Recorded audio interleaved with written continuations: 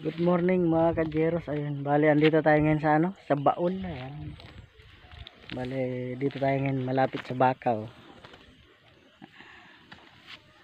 Ayun, Baka. Tatlo.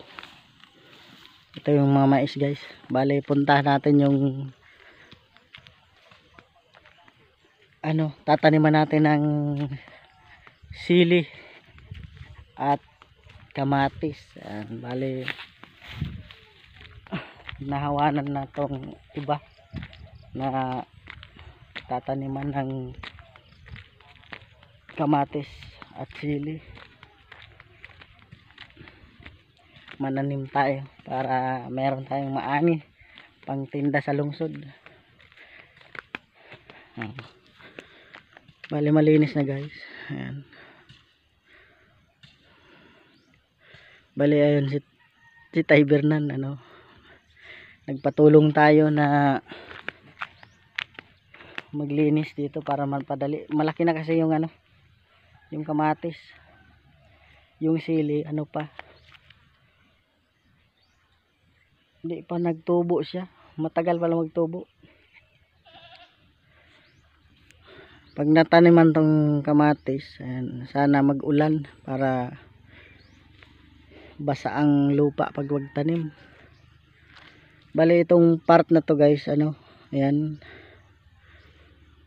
palinisan pa yun, pahawanan para ipaararo, taniman ng talong. Bali nagpalit na rin ako guys ng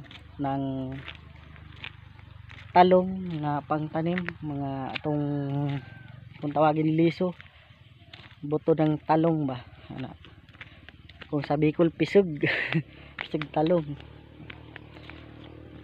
Bali palinisan pa yan para mataniman ng talong. Mahal kasi ang talong, mahal din ang talong. Malawak tong pwedeng matamnan dito na mga tanim na talong, kung anong itanom mo, dami bakante yan.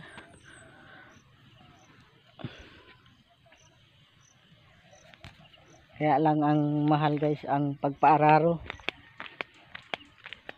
700 or 600, ganyan. Pero sa Bicol mura lang, barato ang pagpadaro. Dito mahal.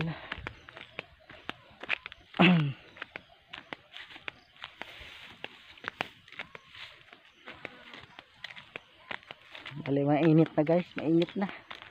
Malapit na mag-alas 9, malapit na ipasilong tong baka. Ayan. Nainitan na sila. Bali meron ako dito kukunin na pangpakain sa baka.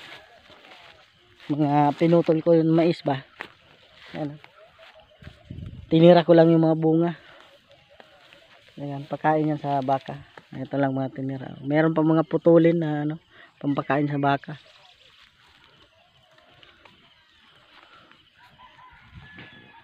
So ayun guys, hanggang dito na lang ang aking video. Maraming salamat sa panonood. Good morning sa lahat ng subscriber ko dyan sa YouTube.